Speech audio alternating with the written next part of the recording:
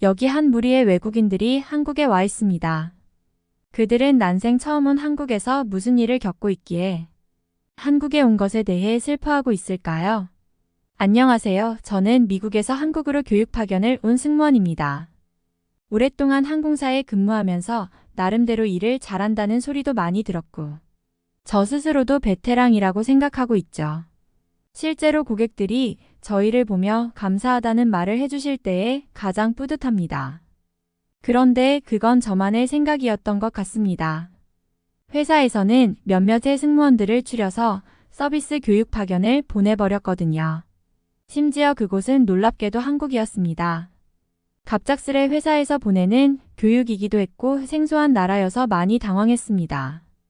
한국은 저희 항공사에서 취급하는 노선도 아니었거든요. 어릴 적부터 꿈꾸던 승무원은 세계 여러 나라를 다니며 많은 구경도 하고 다음 비행기를 기다리면서 현지에서의 시간을 보내는 것이었는데요. 이제 연차도 어느 정도 쌓이고 가보고 싶던 나라도 하나 둘씩 줄어들 무렵에 이런 파견을 가게 되다니 너무 황당하고 슬프기만 하더라고요. 그런데 저의 서비스 평가 점수가 생각보다 많이 낮게 나왔고 회사에서는 반드시 보낼 것이라고 하니 방법이 있겠습니까? 아무래도 평가 점수가 낮아진 이유는 그때의 일인 것 같네요. 제가 탄 비행기에 탑승한 승객과 실랑이를 했던 일이죠. 지난달에 일이 2개씩이나 있습니다. 이륙을 하기 전 기내용 캐리어를 상단 수납 공간인 오버헤드 빈에 넣어달라고 부탁했는데 말을 듣지 않자 제가 직접 승객의 짐을 넣었더니 승객이 저에게 마구 화를 냈던 사건이 있었습니다. 제가 막무가내로 행동을 한 것도 그분에게 실례이긴 하지만 캐리어 손잡이까지 열어둔 채로 이륙을 하려고 한 행위는 분명 위험한 행동이었습니다. 아마 그 승객분이 저에게 점수를 낮게 준 것으로 생각되네요. 그리고 저번에는 이착륙 때 USB 충전기는 꼭 뽑아달라는 부탁을 했던 상황에서 승객이 저의 요청을 거부하자 제가 그걸 뽑아버린 적이 있는데 그분도 저에 대한 서비스 점수를 낮게 주신 것이 분명할 것입니다. 일을 하다 보면 이런 일 저런 일이 있는 것은 당연하지만 최근 들어 너무 잦은 불만족이 있어서 이런 문제가 생긴 것 같습니다. 어쩔 수 없는 것이죠. 어차피 한국은 한 번도 가본 적 없는 나라이기도 하니 이번 기회에 가보는 수밖에요. 친구들에게 해외 파견에 대해 이야기를 꺼내보니 부럽다고 말하던데 승무원 입장에서는 가까운 나라를 가는 것이 최고입니다. 하도 멀리까지 자주 나가다 보니 해외여행에 대한 로망과 같은 것도 많이 사라진 지 오래죠. 물론 함께 떠나는 다른 동료들은 차라리 안 가본 나라를 가는 것이 낫다고 말하기도 합니다. 앞으로도 가기 어려울 나라가 한국이니까요. 그런데 왜 하필 한국이냐는 것입니다. 회사에서는 우리 항공사가 취급하는 항로의 나라로 파견을 보내도 충분할 것인데 아무런 연고도 없는 나라로 파견을 보내는 것인지 너무 답답하기만 했습니다. 그리고 고작 4박 5일 정도의 한국 교육 파견이 과연 무엇인지에 대한 궁금증도 컸습니다. 정확히 어떠한 문제로 파견을 가는지 알려주지도 않고 왜 한국으로 가는지도 모른 채 그냥 시키는 대로 해야만 하는 것이 정말 맞는 것인가요? 심지어는 한국에서 무얼 배우고 돌아왔는지 메모한 내용과 보고서까지 작성하라는 숙제가 있었습니다. 아니 서비스 불만족에 의한 파견이며 한국에서 이러이러한 것을 배워서 오라는 주문이라도 해주어야지. 일단 저 시간 동안 가서 무언가 배우고 오라는 것은 도대체 무슨 의미인지 모르겠더라고요. 한국을 가는 비행기 안에서도 동료들과 계속 이 교육에 대한 수다를 떨었습니다. 정말 그 아무도 교육의 정보를 알고 가는 사람은 없었고 단지 한국에서 그냥 놀다가 오면 되겠지 하며 성격 좋게 가시는 분도 계셨습니다. 대부분의 직원들이 한국이 어떤 나라인지 잘 모르고 있었는데 그나마 한국에 대한 정보를 알고 있는 분이 한 분 계셨습니다. 그분은 한국의 K-팝에 대한 정보도 많이 알고 있었고 한국 음식이나 연예인에 대해서 어느 정도 관심을 가지고 파악하고 있더라고요. 그 직원의 추측으로는 한국의 문화나 서비스를 접해보라는 의미일 것 같다고 말하더라고요. 아무래도 한국의 문화가 친절함과 관련이 있지 않을까 예상이 된다고요. 무언가 일리가 있기도 했어요. 일단 미국의 인사와 다르게 한국의 인사는 고개를 숙이면서 상대방에게 예를 갖추는 것이니까요. 그렇게 저희는 한국에 도착을 했고 회사에서 준비해준 여행 일정에 따라서 움직여야 했습니다. 승합차를 타고 한국의 숙소에 가서 짐을 풀고 한국의 여러 장소를 여행하며 여유로운 시간을 가졌는데 이것이 교육 목적으로 보내진 파견인가 싶더라고요. 그리고 회사에서 짜준 일정대로 목적지를 가서 한국의 식당과 여러 여행지를 방문했는데 미국과 다른 한 가지의 차이점이 있었습니다. 미국의 음식점과 한국의 음식점은 요리의 종류뿐만이 아니라 서비스 면에서 큰 차이가 있었습니다. 한국의 음식점에서는 모든 반찬과 물은 무료로 제공되는 것도 충격적이었고 손님이 필요하다고 말을 꺼내기 전에 먼저 다가와서 부족한 반찬들을 채워주더라고요. 갑자기 같은 서비스직에 종사하는 저희의 모습이 반성되더라고요. 모두가 일제히 수첩을 꺼내서 한국 식당의 장점을 기록해 나갔습니다. 식당의 직원들이 저희를 이상한 눈으로 쳐다보았지만 아랑곳하지 않고 적어댔죠. 한국은 손님을 먼저 생각한다는 제목의 글을 적으면서 회사의 이익은 작은 것을 아끼지 않아야 큰 이익을 얻을 수 있다고요. 제가 그동안 여객기 안에서 했던 행동들이 떠오르더라고요.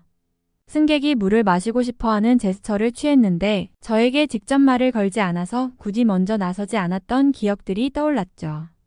서서히 저희가 한국에 온 이유를 깨닫고 있었습니다. 그리고 저희는 한국의 야경을 보기 위해 지하철을 이용해 볼 수 있었습니다. 한국을 굉장히 조그마한 나라라고 생각했었는데 지하철 노선도가 이렇게 복잡할 줄은 꿈에도 몰랐습니다. 심지어 대부분이 서울에 있는 역들이라니 서울이 얼마나 굉장한 도시인지 실감할 수 있었는데요. 저희는 지하철에서조차 느끼는 것이 있었습니다. 어느 나라의 지하철도 마찬가지이겠지만 역을 알려주는 음성이 매역마다 나오는 것은 놀랍지 않았는데 지하철 내의 승객들을 위해서 공기청정기가 기본으로 설치되어 있었고 노약자석은 물론이고 임산부 배려석까지 제대로 갖추어져 있었습니다. 핑크색으로 눈에 띄게 표시된 자리인 임산부 배려석은 저희에게 정말 낯선 존재였고 그 누구도 그 자리를 탐내지 않은 채 꽉 끼는 지하철을 타고 이동한다는 사실이 신기했습니다. 한국인들은 질서도 잘 지키고 승객이나 손님을 배려하는 마음이 곳곳에 묻어 있다는 생각을 했죠. 그런데 갑자기 지하철이 멈추면서 무언가 긴급한 한국어 안내 방송이 나왔습니다.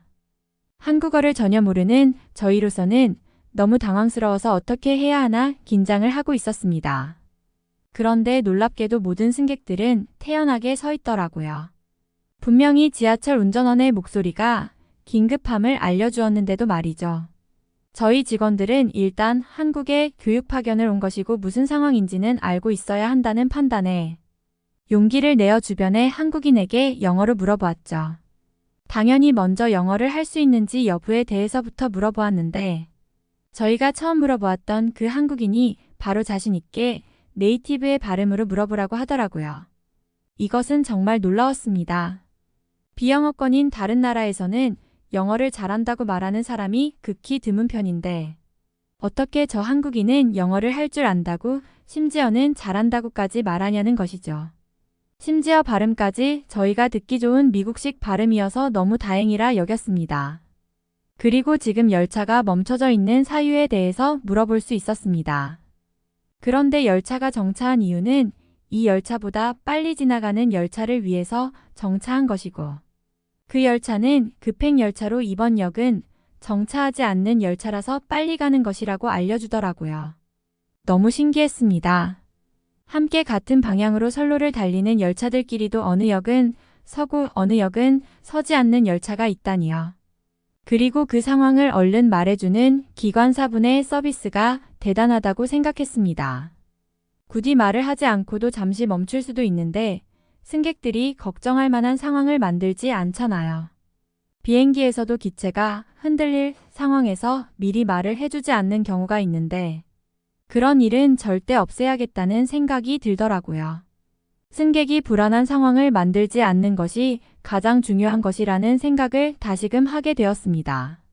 그리고 한국 전역의 모습을 볼 수 있었는데요. 저희가 도착한 곳은 서울의 한 번화가였습니다. 그런데 저녁에도 여러 상점들의 불이 밝더라고요.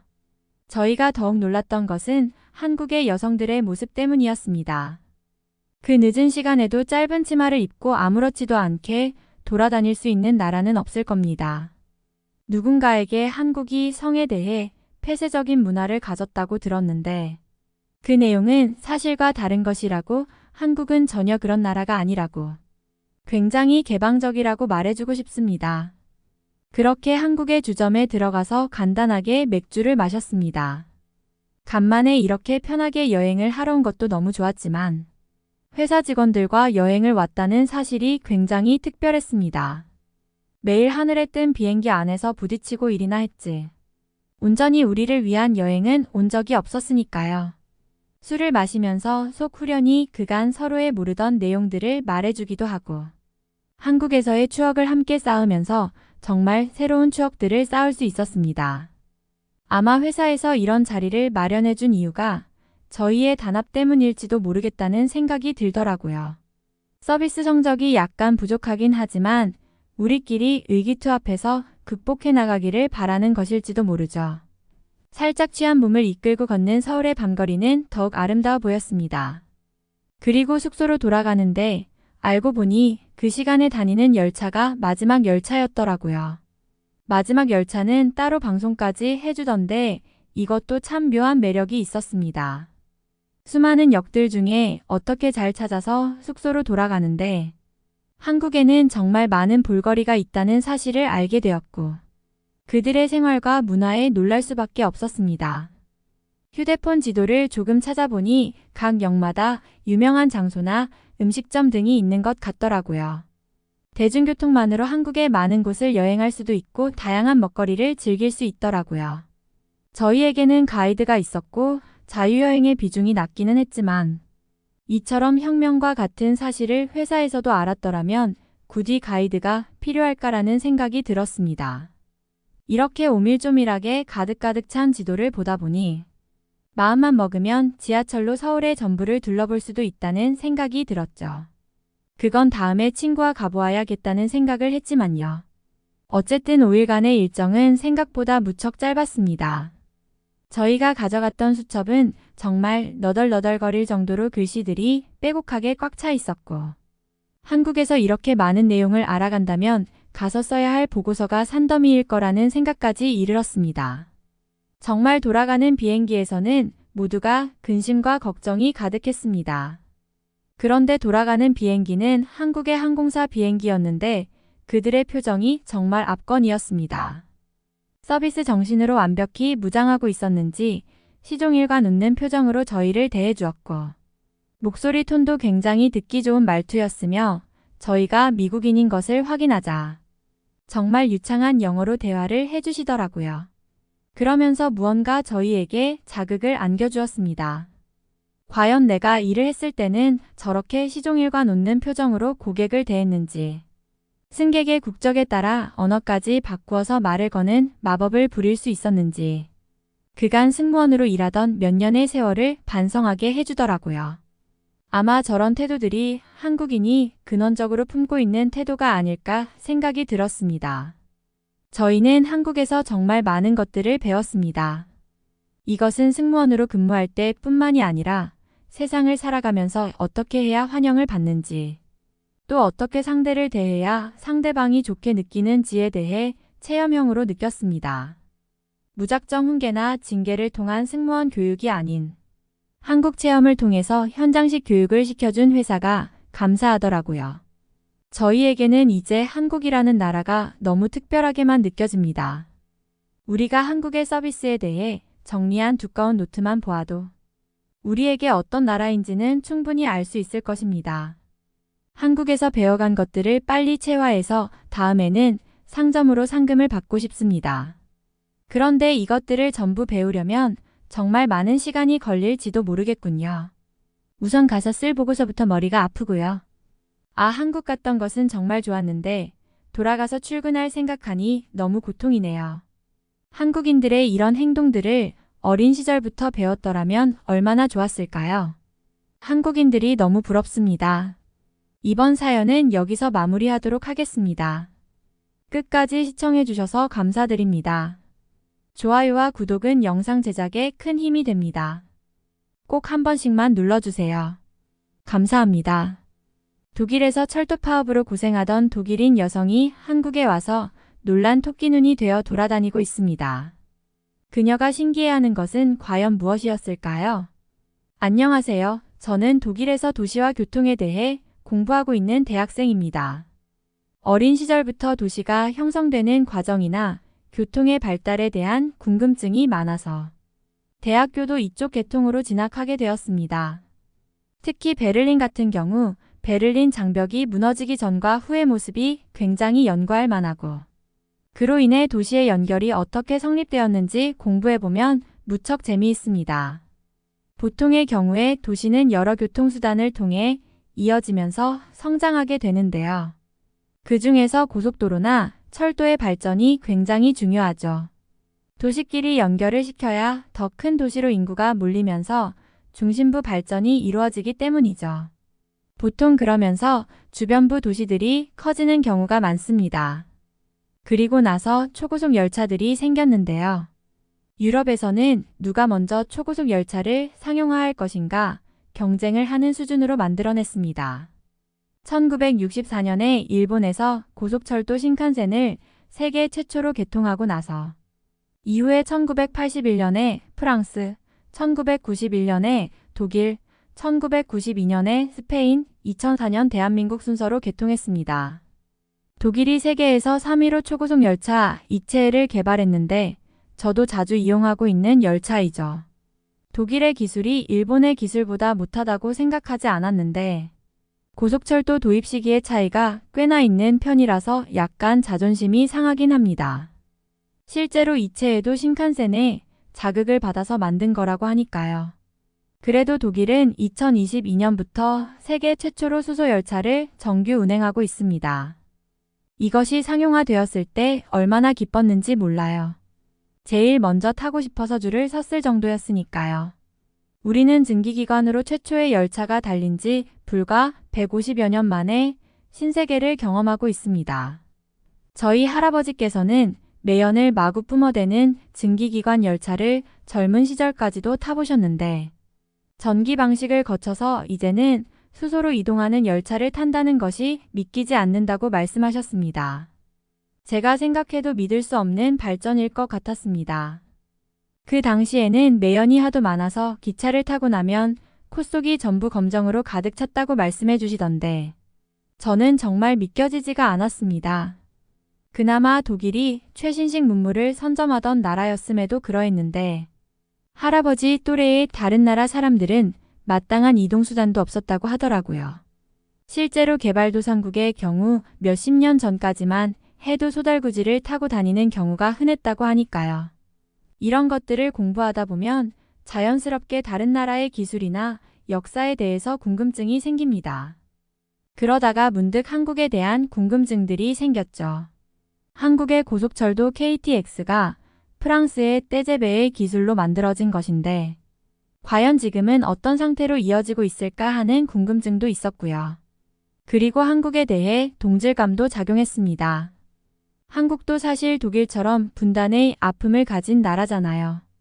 남한과 북한이 아직까지도 나눠져서 치열하게 대립하고 있으니까요. 독일은 30년 전에 통일이 되었는데 한국은 언제쯤 통일을 할 수 있을까 궁금하기도 하고요. 연구할 가치도 충분하고 더 공부해보고 싶어서 한국에 가보기로 했습니다. 우선 한국에서 꼭 보고 싶은 것들을 충분히 메모한 후에 직접 보면 훨씬 많은 공부가 될 것 같아서 한국의 공항이나 지하철, 기차, 버스 등 타보고 싶은 노선별로 정리를 해가기도 했습니다. 그리고 많은 관광객들이 그렇게 극찬하는 인천공항의 모습이 기대되기도 했죠. 한국에 다녀온 사람마다 인천공항처럼 굉장하고 나이스한 공항이 없다고 하던데 도대체 뭐가 다른지 그동안 너무나 궁금했거든요. 그리고 도착한 공항의 모습은 정말 환상적이었습니다. 기대감을 충분히 품고 가서 조금만 실망해도 생각보다 별로라는 소리가 나올 텐데 완전히 기대 이상이었습니다. 정말 거대한 규모도 규모이지만 그 내부의 편의시설과 쾌적함은 그 어떤 공항도 따라오지 못할 것입니다. 비행기에서 공항 내부로 이동하는 철도 열차도 굉장히 깔끔했고 모든 시설이 에스컬레이터와 무빙워크로 되어 있어서 짐이 많아도 충분히 편리했습니다. 이것도 모자라서 각종 로봇들이 있어서 이용해 보았는데 안내를 해주는 로봇과 짐을 들어주는 로봇, 청소를 해주는 로봇까지 정말 최첨단의 설비가 갖추어져 있더라고요. 심지어는 잠시 쉴 수 있는 벤치에는 휴대전화 충전기까지 마련되어 있어서 굉장히 편리했습니다. 아니, 한국은 정말 전기가 남아도는 나라가 아닐까 생각했다니까요. 이렇게 마구 퍼주면서 공항 이용객의 편의를 도와주다니요. 그리고 이용한 공항철도는 평범해 보이면서도 새로운 면이 많이 보였습니다. 사실 한국이 OECD 선진국이라고 하지만 완전 후발주자잖아요. 유럽에서는 한국의 기술이나 도시의 선진화에 대해 정말 생각지도 않고 있는데 그들이 막상 와보면 정말 기절초풍할지도 모릅니다. 철도가 굉장히 빠르면서 쾌적해서 정말 너무 좋았습니다. 제가 무언가를 보고 좋다고 말하는 사람이 아닌데도 한국의 첫인상은 좋다고 말할 수 있을 것 같더라고요. 그 이후에 제가 생각했던 여러 대중교통을 체험해 보았고 한국의 여러 지하철도 이용해 보았는데 제가 정확히 말해보자면 대중교통의 편의성만큼은 정말 세계 탑급일 것입니다. 아니, 버스와 지하철이 환승된다는 사실을 알면 기절할 사람들이 많을 것 같습니다. 그리고 독일에서는 버스나 지하철을 탑승할 때에 종이 티켓을 펀칭하는 시스템인데 한국은 전부 전자카드 방식이더라고요. 이야, 이거 정말 신세계였습니다. 삐빅 소리가 나면서 카드의 인식 여부까지 알려주다니 정말 편리하더라고요. 한국인들은 아무렇지도 않게 다니던데 괜히 저만 혼자 신기해서 쳐다보고 그랬던 것 같습니다. 한국인들은 일상이라서 잘 모르겠지만 이 방식이 얼마나 편리하고 좋은지 너무 부럽더라고요. 한국인들이 독일의 방식을 경험해보면 당장 한숨부터 나올지도 모르겠습니다. 그리고 저는 사실 독일의 지하철에 대해 굉장한 불만이 있는데요. 얼마 전인 2024년 1월 말에 무려 일주일 동안이나 독일 철도기관사 노동조합이 파업에 들어가서 철도 이용을 아예 할 수 없었던 적이 있습니다. 지금 생각하면 너무나 분통 터지는데 제가 이것 때문에 대학교도 출석하지 못하고 수업도 못 들었습니다. 학교까지 항상 지하철을 타고 이동했는데 갈 수 있는 교통편이 마땅치가 않더라고요. 제가 정말 좋아하는 수업이고 관심 있게 공부하던 과목들까지 못 듣게 되니 너무 짜증이 났죠. 실제로 독일에서는 철도기관사 파업이 굉장히 잦은 편이라 불편했던 적이 한두 번이 아닙니다. 전 애인과 데이트 약속도 지하철 때문에 몇 번 파토난 적이 있었으니까요. 그에 비해 한국은 상당히 괜찮은 편인 것 같더라고요. 솔직히 독일의 철도기관사들이 주당 근무시간을 35시간으로 바꿀 것을 요구하면서 동일한 급여를 받겠다며 파업을 했던 것인데 조금 너무하긴 하잖아요. 그렇게 근무시간을 줄이려고 시민들의 막대한 불편을 초래하는 것은 별로인 것 같습니다. 제가 했던 고생도 그렇지만 다른 친구들의 이야기를 들어보면 너무 안타까운 경우가 있었거든요. 제 친구의 할머니가 큰 병원에 가야 하는데 철도를 이용할 수 없어서 심한 고생을 하셨다고 하더라고요. 어쨌든 한국은 그렇게 심각한 파업 사태에 대해서 들어본 적이 없는 것 같아서 부럽습니다. 다만 지하철에서 한 가지 놀랐던 사실이 있습니다. 바로 전쟁 대비를 위해 두었다고 생각한 방독면들이었습니다. 제가 한국 여행을 간다고 하자 어른들이 가장 걱정하셨던 것들은 역시 전쟁이었습니다. 전쟁이 날 것 같으면 얼른 대피하라는 말씀을 수차례 듣고 와서 그런지 전쟁과 조금이라도 관련이 있어 보이는 것들에 촉각을 곤두세우면서 다녔는데요. 역시나 지하철 내부에 있는 산소호흡기와 방독면들을 보고 정말 놀랐던 기억이 납니다. 인터넷도 찾아보고 가서 읽어도 보면서 그것이 전쟁과 관련된 것이 아니라는 사실을 알게 되었을 때 얼마나 허탈했는지 모릅니다. 그 방독면들은 전부 화재를 대비하기 위해 비축한 물자들이었고 한국의 지하철에서는 화재 사고 시 승객의 안전을 많이 생각하고 있다는 생각에 너무 감동이었습니다. 지하철 내부에서도 화재 시 대피 요령을 동영상을 통해 보여주고 있던데, 확실히 이런 것들을 매일 보는 시민들은 긴급 상황 시에 잘 대피할 수 있겠다는 생각이 들더라고요. 그리고 저는 한국의 여러 여행지들을 다니면서 이런저런 생각이 들었습니다. 특히 중심이 되는 생각은 한국의 전통 건축물들이 굉장히 멋지다는 사실이었는데, 이러한 전통 양식의 건물이 왜 궁궐만 남아있는지에 대한 의문이 있었습니다. 한국의 궁궐이 600년도 넘었다고 하던데 아직까지도 이렇게 멋진 모양을 간직하고 있잖아요. 그런데 과거 시민들이 살던 집은 좀처럼 볼 수 없었습니다. 서울의 건물들은 전부 새 건물이었고 최신형 설비로 이루어져 있었으니까요. 유럽은 오래된 건물을 개조하는 경우가 많고 정말 이렇게 뾰족한 건물들만 즐비하지 않거든요. 아시아 건축에 대한 수업을 들었던 기억을 되짚어가며 인터넷을 정말 열심히 찾아본 결과 알 수 있었습니다. 한국의 건물들은 나무가 주재료이기 때문에 모두 불에 타버리거나 낡아서 못쓰게 되었다고 하더라고요. 그런 면에서는 돌로 건물을 지은 유럽 쪽이 더 잘한 선택인 것 같습니다. 물론 유럽은 돌이 많아서 건물을 짓기가 수월했으니 돌로 지었을 것이죠. 그에 비해 한국은 가공할 수 있는 돌이 많지 않아서 나무로 집을 지어야 하기 때문에 집을 고치고 수리하고 다시 짓는 것이 일상이었던 것 같습니다. 만약 한국이 집을 돌로 지을 수 있는 나라였다면 유럽을 능가할 정도의 산업혁명이 일어났을지도 모르죠. 집 지을 시간 대신에 산업에 힘을 쏟았다면 산업이 일어나고 성장했을 수도 있는 것이잖아요. 적어도 한국에 머물면서 한국의 문명을 관찰해 본 결과 충분히 납득할 수 있을 만한 주장일 것입니다. 한국의 TV를 보니까 GTX 노선이 개통되어서 화성시 동탄에서 서울 강남까지도 고작 20분이면 도착한다고 하더라고요. 지도에서 화성시를 찾아보니 서울과 꽤나 떨어져 있던데 신도시로 개발되어 많은 시민이 살고 있더라고요. 저는 사실 한국이 서울 중심적인 도시로만 알고 있었습니다. 서울에 정말 모든 것들이 몰려있고 인구도 가장 많이 거주하는 도시이니까요. 그런데 꼭 그것만은 아니었습니다. 제가 갔을 때는 아직 개통이 되지 않았을 때라서 타보지는 못했지만 GTX 노선이 사통팔달로 개통된다면 한국은 정말 어마어마한 도시가 될 것 같더라고요. 서울 외곽에 아직 개발되지 않은 땅들이 연결된다면 또 다른 신도시들이 생기면서 엄청난 경제효과까지 생길 것이 분명하잖아요. 분명히 한국인들은 새로운 대중교통을 많이 이용할 것이 뻔합니다. 한국의 대중교통 비용도 굉장히 저렴하고 조금 나이가 드신 분들은 무료라고 하더라고요. 그러면 당연히 궁금해서라도 타보고 새로운 도시를 방문해 보면서 이용량이 엄청나게 늘어날 것이 분명하잖아요. 그리고 한국에서는 GTX나 KTX뿐만이 아니고 더 엄청난 철도가 있었습니다. 한국에서 개발한 시속 430km급 초고속 열차 해무가 발표된 지도 벌써 10년이 넘었다고 하더라고요. 아마 상용화된다면 정말 무시무시할 것 같습니다. 해무는 한국의 기술이 정말 얼마나 엄청난지 알 수 있는 표본이기도 합니다. 세계에서 네 번째로 빠른 고속열차라고 하니까요.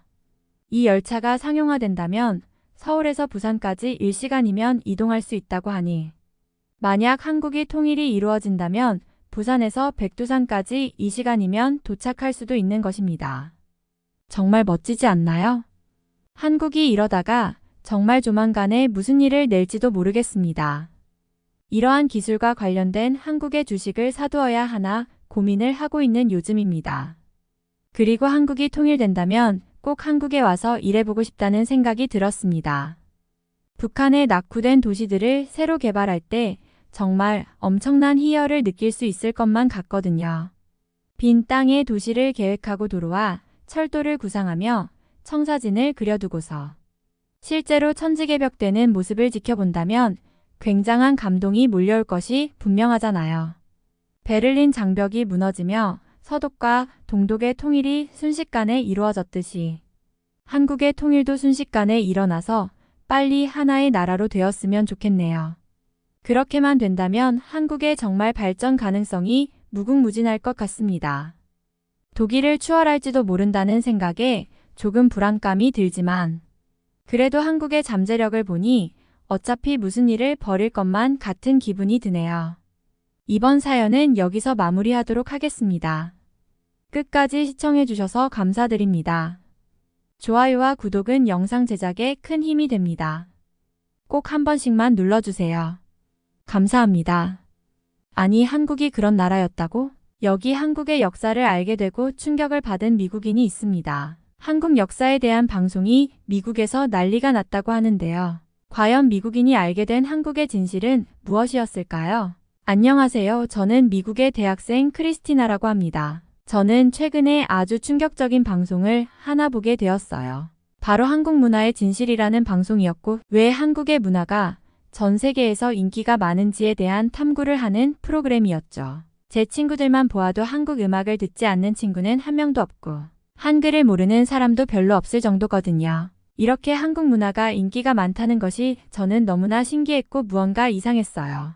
이 방송을 보지 못했더라면 저는 한국에 대해서 제대로 몰랐을지도 몰라요. 그동안 제 주변에 있는 중국인 친구들은 늘 한국의 문화는 중국에서 비롯되었다고 했거든요. 사실 제 중국인 친구들 중 몇 명은 자주 한국 문화는 결국 중국에서 온 거야. 한복도 우리 전통 의상에서 유래한 거고 한글도 비슷한 문자가 있었을 거야. 라고 말하곤 했어요. 처음에는 그런 말을 아무 의심 없이 받아들였죠.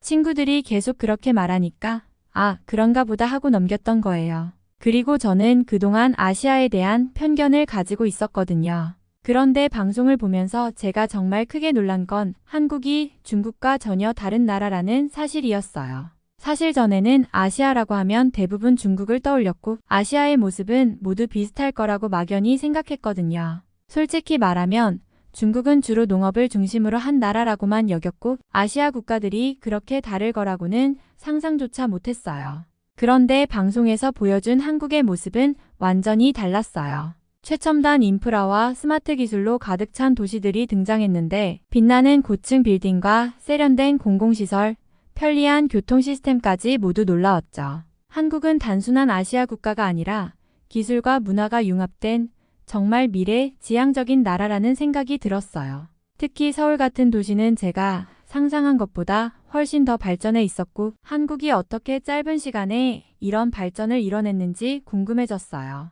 알고 보니 한국이 이렇게 발전할 수 있었던 모든 비밀은 바로 그들의 역사에서 비롯된 거였어요. 방송에서 다룬 한국의 역사는 고난과 도전의 연속이었지만 그 과정을 통해 끊임없이 새로운 것을 창조해낸 이야기였어요. 이 프로그램에서는 한국이 단지 K-팝이나 K-드라마로 유명한 나라가 아니라 정말로 깊은 역사와 독특한 문화적 배경을 가진 나라라는 것을 알게 해주었어요. 첫 번째로 저를 놀라게 한 것은 고구려의 전투 역사였어요. 방송에서 고구려가 어떻게 끊임없이 외세의 침략에 맞서 싸우며 그들의 영토와 문화를 지켰는지 소개했는데 그 장면이 아직도 생생하게 기억나요. 고구려는 당시 중국을 비롯한 여러 강대국의 침략을 여러 차례 받았음에도 불구하고 굴하지 않고 수백 년간 자주성과 독립성을 지켜냈다고 해요. 특히 그들은 단순한 방어에 그치지 않고 창의적인 전술과 독창적인 무기로 반격하며 강한 군사력을 자랑했다고 하더라고요. 광개토대왕이라는 고구려의 왕은 넓은 영토를 차지하면서 나라의 힘을 더욱 넓혔고 고구려의 전성기를 이끌었죠. 그는 20대의 나이에 왕이 되어 용맹하게 나라를 이끌었고 심지어 만주와 일본의 일부 지역까지 세력을 확장했어요. 이 역사를 알게 되면서 저는 한국인들이 대단히 강인하고 끈기 있는 민족이라는 걸 새롭게 느꼈어요.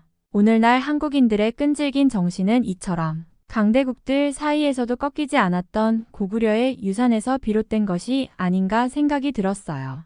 두 번째로 세종대왕과 한글 창제 이야기가 저에게 깊은 감동을 주었어요. 문자가 없는 백성들의 고충을 직접 느낀 세종대왕이 백성들이 쉽게 배울 수 있는 글자를 직접 창제했다는 이야기는 정말 놀라웠죠. 세종대왕은 당시 한자만 쓰던 조선에서 백성들이 한자를 배우기 힘들어한다는 점을 알고 쉬운 표기법으로 누구나 배울 수 있는 글자를 만들고자 했다고 해요. 그는 학자들과 함께 밤낮으로 연구하며 발음기관의 움직임을 관찰해 훈민정음을 완성했는데 이 문자는 단순히 읽고 쓰는 기능을 넘어서서 한국어의 소리와 구조를 그대로 반영하는 아주 과학적인 문자 체계였어요. 방송을 통해 보니 한글이 얼마나 효율적이고 체계적으로 만들어졌는지 다시금 느끼게 되었고, 세종대왕의 백성을 향한 깊은 애정과 리더십에 감탄했어요. 다른 나라 왕들이 자신들의 권력을 강화하는 데에 집중할 때 세종대왕은 백성들이 문자를 익혀 더 나은 삶을 살도록 고민했다는 사실이 정말 인상 깊었죠.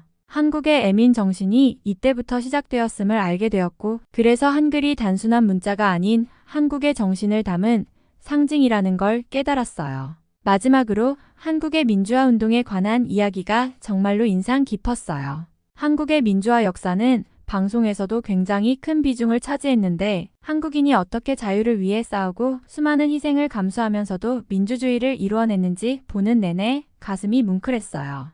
특히 1980년대 광주 민주화 운동은 충격적이었어요. 당시 학생들과 시민들이 군부 독재에 맞서 자유와 인권을 외치며 거리로 나왔고, 그 과정에서 많은 사람들이 부상을 입고 목숨을 잃기도 했어요. 방송은 이 운동이 단지 정치적인 저항에 그치지 않고 한국인들이 미래 세대를 위한 더 나은 나라를 만들기 위해 목숨을 걸었다는 점을 강조했죠. 그들의 희생 덕분에 오늘날 한국이 자유롭고 활기찬 민주주의 국가로 자리 잡을 수 있었던 거예요. 이 이야기를 보면서 현재 우리가 누리고 있는 자유와 권리가 결코 당연하게 주어진 것이 아니라는 생각에 마음이 무거워졌어요. 한국인들이 힘든 시기를 겪으며 이뤄낸 민주주의 정신은 전 세계에 울림을 주기에 충분하다고 느꼈고, 한국이라는 나라가 더욱 존경스러워졌어요. 이 프로그램을 보면서 알게 된 한국의 역사와 문화가 오늘날 전 세계를 사로잡고 있는 K-팝, K-드라마 등 현대 한국 문화에도 깊은 영향을 미쳤다는 사실이 흥미로웠어요. 한국의 과거 역사는 단순히 과거에 머물러 있는 것이 아니라 지금도 한국인들의 정체성과 창의성에 큰 영향을 주고 있으며, 그것이 현대의 대중문화 속에서도 자연스럽게 드러나고 있었죠. 먼저 K-팝을 보면 고구려와 조선시대의 강인한 정신, 끈기, 그리고 애민 정신이 느껴지기도 해요.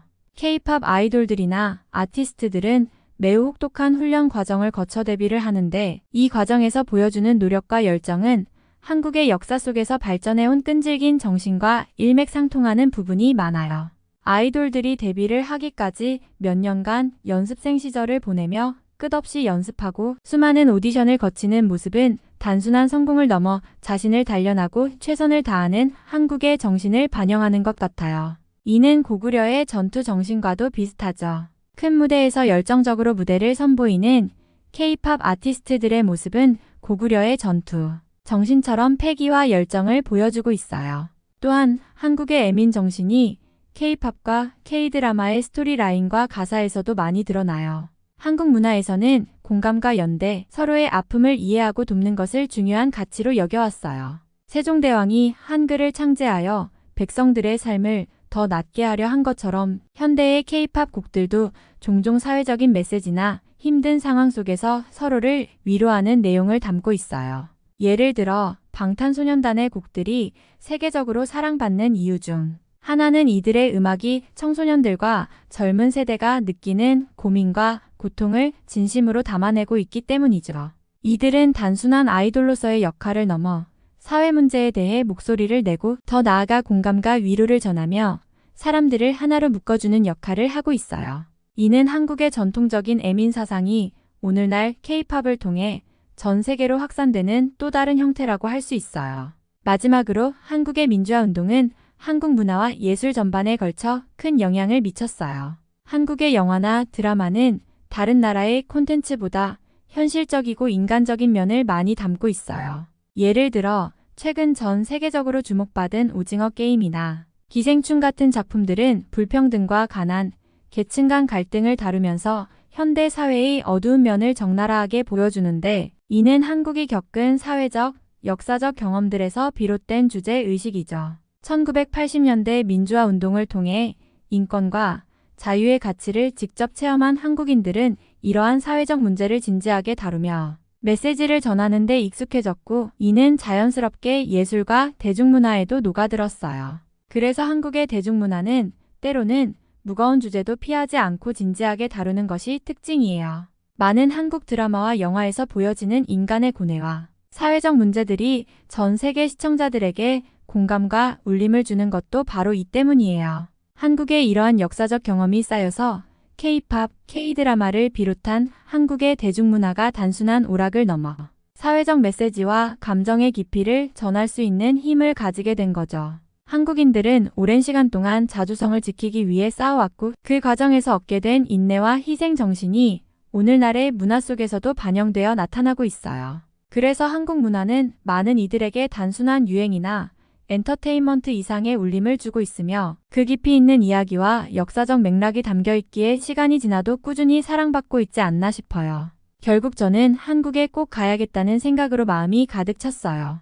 그 방송을 보면서 느낀 한국에 대한 열망을 도저히 참을 수가 없었어요. 지금까지 막연히 K-팝과 K-드라마로만 알고 있던 한국이 이토록 깊고 독창적인 역사를 가진 나라라는 것을 알게 되니 그 땅을 직접 밟고 그 문화와 역사를 몸소 느껴보고 싶다는 갈망이 커졌어요. 이제는 고구려의 유적지부터 한글을 창제한 세종대왕의 흔적이 남아있는 곳, 민주화 운동이 시작된 장소들까지 한 곳도 놓치고 싶지 않아요. 직접 한국의 문화와 역사를 느끼며 제가 경험한 감동을 실감하고 싶고 그 나라 사람들과 이야기를 나누며 더 깊이 이해하고 싶어졌죠. 사실 그동안 제 중국인 친구들이 지내는 중국의 시골 마을에 가기 위해서 돈을 모으고 있었어요. 그런데 이번에 한국에 대한 관심이 너무 커져서 마음을 바꾸게 되었어요. 방송을 보고 한국의 역사와 문화에 대해 더 많이 알게 된 후 그곳을 직접 경험하고 싶다는 열망이 너무 강하게 들었거든요. 이제 한국에서 느낄 수 있는 것들을 생각하니 그저 기대되고 설레는 마음뿐이에요. 한국에서 내가 배우고 경험할 수 있는 것들이 너무 많아서 이제 그 여행을 떠날 준비가 정말 기다려져요. 그리고 저는 한국에서 정말 충격적인 경험을 하게 됐어요. 처음으로 인천공항에 도착했을 때 그 웅장함에 압도당했어요. 공항의 규모와 현대적인 디자인이 너무 인상적이었죠. 공항을 벗어나자마자 한국의 지하철 시스템이 정말 편리하고 효율적이라는 걸 느꼈어요. 처음에는 길을 잃을까봐 걱정했는데 안내 시스템이 너무 잘 되어 있어서 전혀 문제가 없었어요. 특히 제가 얼마나 빠르게 이동할 수 있는지에 놀랐어요. 지하철과 고속철도를 이용해 수원에 도착했을 때 그 속도에 정말 깜짝 놀랐죠. 얼마나 빠르게 이동하는지 체감할 수 있었어요. 그리고 수원에 도착하자마자 행궁과 화성을 방문했어요. 그곳에서 한국의 역사와 문화를 가까이에서 느낄 수 있었고 고대와 현대가 어우러진 아름다운 풍경에 감탄하며 한국이 과거와 현재를 어떻게 조화롭게 이어가고 있는지 체험할 수 있었어요. 이 모든 경험들이 제게 너무 충격적이었고 한국이라는 나라가 정말 놀랍다는 생각을 절실하게 하게 만들었어요. 한 할머니는 저에게 영어로 말을 걸며 이 떡은 제가 직접 만든 거예요 라고 말씀하시며 떡을 건네셨죠. 그 따뜻한 마음과 친절이 정말 인상 깊었어요. 떡을 한 입 먹어보니 그 맛이 너무 부드럽고 고소했어요.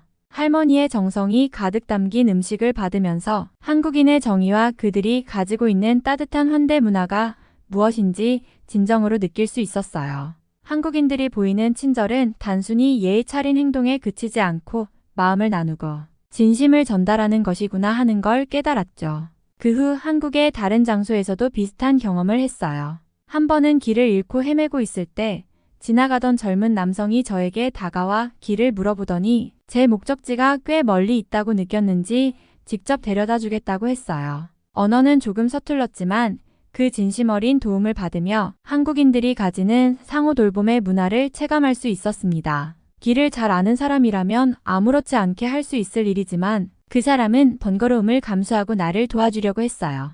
그 순간 한국에서의 친절이 단순한 친절을 넘어서 사회적 책임과 공감을 바탕으로 한 문화라는 것을 깊이 느꼈습니다. 미국에서 방영했던 한국 방송은 절대 거짓이 아니었어요. 방송에서 보았던 한국의 역사와 문화는 제가 직접 경험하면서 더욱 생동감 있게 다가왔어요. 경복궁에 있는 지편전 터를 방문했을 때 한글이 만들어졌던 역사적인 장소에서 그 뜻깊은 순간을 느낄 수 있었어요. 그곳에서 한국의 위대한 역사와 그 뿌리를 직접 마주하게 되었죠. 또한 한복을 입어본 경험은 정말 특별했어요. 전통의 아름다움과 그 섬세한 디자인에 감탄하며 한국의 문화가 단순한 외형적인 아름다움만이 아니라 깊은 역사와 철학을 담고 있다는 것을 깨달았어요. 그리고 그곳에서 만난 친절한 한국인들 덕분에 한국 문화의 따뜻함과 친근함을 실감할 수 있었어요. 그들의 정성 어린 환대와 관심 덕분에 저는 한국에 대한 열망이 더욱 커졌죠. 한국의 문화는 정말 훌륭하고 미국의 롤모델이 될 만한 가치가 있다고 생각해요. 한국은 단순히 물질적인 발전을 넘어서 사람들 간의 연결과 상호 존중을 중요한 가치로 여기며 그 문화를 확산시켜 나가고 있기 때문이에요. 한국 여행을 하면서 저는 제 자신에 대해 많은 것을 깨달았어요. 최근 대학교에서 공부하면서 상실감에 빠져 있기도 했고 제가 선택한 학과가 제 적성에 맞지 않다는 것을 점점 더 느끼고 있었어요. 한국의 역사와 문화에 깊이 빠져들면서 자연스럽게 한국학을 공부해보겠다고 결심하게 되었죠. 한국에서의 경험은 단순히 여행을 넘어서 제 인생의 방향을 다시 설정하는 중요한 계기가 되었어요. 한국학을 공부하면서 한국의 언어와 역사, 문화에 대해 더 깊이 배우고 그 지식이 제 삶에 어떻게 연결될 수 있을지 탐구하는 게 정말 기대되네요. 또 한국을 여행하면서 한 게스트하우스에서 미니라는 친구를 사귀게 되었어요. 미니는 한국 역사학을 공부하고 있으며 영어도 잘하는 수재였죠. 이 친구에게 한국 역사에 대해 배우면서 정말 많은 훌륭한 점들을 알게 되었어요. 특히 일제강점기와 3.1운동에 대한 이야기에서 깊은 인상을 받았어요. 미니는 이 중요한 역사적 사건들이 한국인의 독립, 의지와 정체성 형성에 어떤 영향을 미쳤는지에 대해 자세히 설명해줬어요. 그 과정에서 한국이 겪었던 고난과 그 고난 속에서도 꺾이지 않은 사람들의 용기를 느낄 수 있었죠. 미니와 함께 이런 이야기를 나누면서 한국 역사에 대한 제 이해가 더욱 깊어졌고 그 역사적 맥락 속에서 한국 문화의 강한 자부심과 회복력을 실감할 수 있었어요. 미국에 돌아온 저는 한국어 공부를 계속하고 있어요. 한국어를 더 잘 구사하게 되면 빨리 한국에 유학을 가고 싶거든요. 한국에서의 경험이 제게 큰 영향을 미쳤고 그곳에서 더 많은 것을 배우고 싶다는 열망이 커졌어요. 한국어를 잘 익혀서 한국에서 학문적, 문화적 경험을 쌓고 그곳에서의 새로운 도전에 준비하고 싶은 마음이 가득해요. 다음에 한국에 간다면 제주도도 꼭 가보고 싶어요. 한강 작가의 소설이 제주 4.3 사건을 다루었다는 이야기를 들었거든요. 제주도는 그 역사적 의미를 안고 있는 곳이라 그 사건에 대해 더 깊이 이해하려면 직접 가보는 것이 중요하다고 생각해요. 제주도의 아름다운 자연과 그와 함께 얽힌 역사적 배경을 느껴보면서 한강 작가가 그 사건을 어떻게 묘사했는지에 대해서도 더 알고 싶어요. 이번 사연은 여기서 마무리하도록 하겠습니다. 끝까지 시청해주셔서 감사드립니다. 좋아요와 구독은 영상 제작에 큰 힘이 됩니다. 꼭 한 번씩만 눌러주세요. 감사합니다.